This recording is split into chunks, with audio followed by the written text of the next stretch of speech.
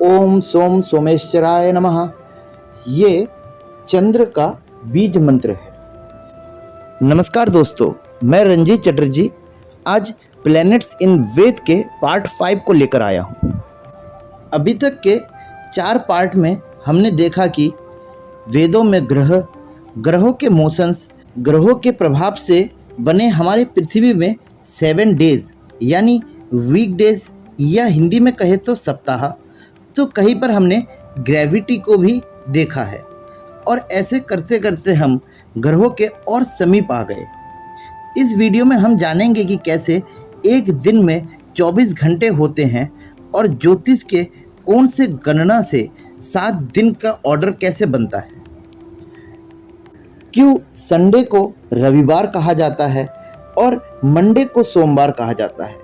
Sunday को मंगलवार क्यों नहीं कहा जाता या मंडे को बृहस्पतिवार क्यों नहीं कहा जाता। अब हम किसी भी साइंटिस्ट या अवॉर्डेड वेस्टर्न के बारे में बात नहीं करेंगे, हम सीधे अपने शास्त्र को देखेंगे। देखिए, 7 डेज के ऑर्डर को जानने से पहले हमें जानना होगा एक दिन को। एक दिन यानी 24 घंटा या फिर 24 आवर, क्योंकि पृथ्वी सूर्य के चक्कर लगाते हुए अपने ही एक्सिस पर घूमती है और अपने एक्सिस पर पूरा 360 डिग्री घूमने में पृथ्वी को 24 आवर यानी 24 घंटे लगते हैं, जिस कारण दिन और रात होता है। इसीलिए एक दिन में 24 घंटे या फिर 24 आवर होते हैं। अब इन 24 घंटों को ही हमारे इंडियन एस्ट्रोलॉजी में डिवाइड किया गया है एक एक घंटों में। हिंदू शास्त्र में दिन की शुरुआत भोर से होती है, जहां सूर्य का उदय होता है। इसीलिए पहला होरा यानी पहला घंटा सूर्य का होता है और दूसरा घंटा शुक्र का, तीसरा बुध का, चौथा चंद्र का, पांचवा शनि का, छठा बृहस्पति का, सातवां मंगल का। और ये पैटर्न सेम चलता रहता है, यानी मंगल के 7वें घंटे के बाद में वापस से फिर सूर्य का टाइम स्टार्ट होता है। फिर सूर्य के बाद दूसरा घंटा फिर शुक्र का, फिर बुध का, फिर चंद्र का, फिर शनि का, फिर बृहस्पति का, फिर वापस से मंगल के बाद फिर से सेम पैटर्न रिपीट होगा। सूर्य, फिर शुक्र, फिर बुध, फिर चंद्र, फिर शनि, फिर बृहस्पति। तो ये पैटर्न नित्य निरंतर चलता रहता है। अब मैंने यहाँ पे आपको एक पार्ट में बताया था कि राहु और केतु ये छाया ग्रह हैं और यूरेनस, नेपच्यून, प्लूटो इनका हमारे ऊपर कुछ ज़्यादा प्रभाव है नहीं। इसीलिए ये टाइम भी 7 प्लैनेट्स में ही डिवाइड किया गया है। अब यहाँ पे आप ध्यान से सुनिएगा और समझिएगा। ये जो पैटर्न है, यानी कि फर्स्ट होरा जो है वो सूर्य का हुआ, उसके बाद शुक्र, उसके बाद बुध, फिर चंद्र, फिर शनि, फिर बृहस्पति, उसके बाद 7वां जो होरा होगा वो होगा मंगल का।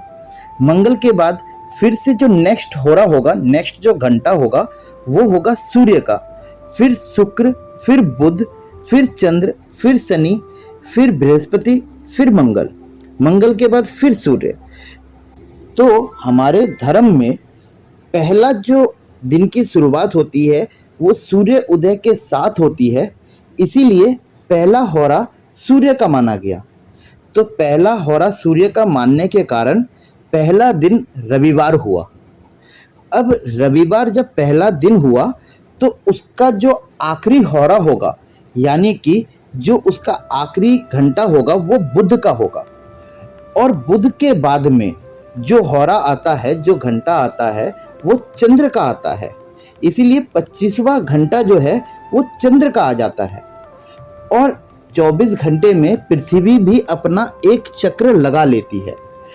तो नेक्स्ट डे जो है वो चंद्र का होता है और चंद्र जो डिनोट करता है वो मंडे को डिनोट करता है, यानी सोमवार को डिनोट करता है। सेम ऐसे ही चंद्र जो है वो सोमवार का पहला होरा होता है और इसका आखिरी होरा होता है बृहस्पति। बृहस्पति आखिरी होरा होता है और उसका 25वां घंटा जो होता है वो मंगल का होता है। इसीलिए सोमवार के बाद यानी चंद्र के वार के बाद जो नेक्स्ट जो बार आता है, नेक्स्ट जो वीकडे आता है वो ट्यूसडे आता है यानी मंगलवार। मंगलवार जो है वो मंगल उसका पहला होरा होता है, पहला घंटा होता है। सेम मंगलवार का पहला होरा मंगल है, फिर उसका नेक्स्ट जो आखिरी होरा है वो होगा शुक्र, और शुक्र आखिरी होरा होने के कारण जो उसका 25वां होरा होगा, 25th होरा होगा, वो होगा बुध। इसीलिए मंगलवार के बाद जो पहला होरा बनता है वो बनता है बुध का। इसीलिए ट्यूसडे के बाद, मंगलवार के बाद बुधवार यानी वेडनेसडे। तो दिन का पहला होरा डिसाइड करता है कि कौन सा दिन होगा, और इसी बेसिस पे ये 7 डेज के ऑर्डर बने हैं और इसे कोई चेंज नहीं कर सकता क्योंकि ये साइंस है। और ये साइंस हमारे ज्योतिष शास्त्र में बहुत पहले लिखे गए हैं और इसी के बेसिस पे हमारी गणना होती है। तो ऐसे 24 घंटे डिवाइड होकर 7 डेज के ऑर्डर को बनाते हैं। रविवार, सोमवार, मंगलवार, बुधवार, बृहस्पतिवार, शुक्रवार और शनिवार, और इसे कोई बदल नहीं सकता। और इसी के द्वारा ही पंचांग की रचना की गई है, जिससे हम वर्ष, मास, पक्ष, तिथि, दिन की गणना कर सकते हैं। अगले वीडियो में मैं आपको मास, पक्ष, तिथि की रचना के बारे में बताऊंगा। साथ ही चंद्र कला के होने वाले सोलर इक्लिप्स और लूनर इक्लिप्स यानी सूर्य ग्रहण और चंद्र ग्रहण को समझाऊंगा। अभी के लिए धन्यवाद।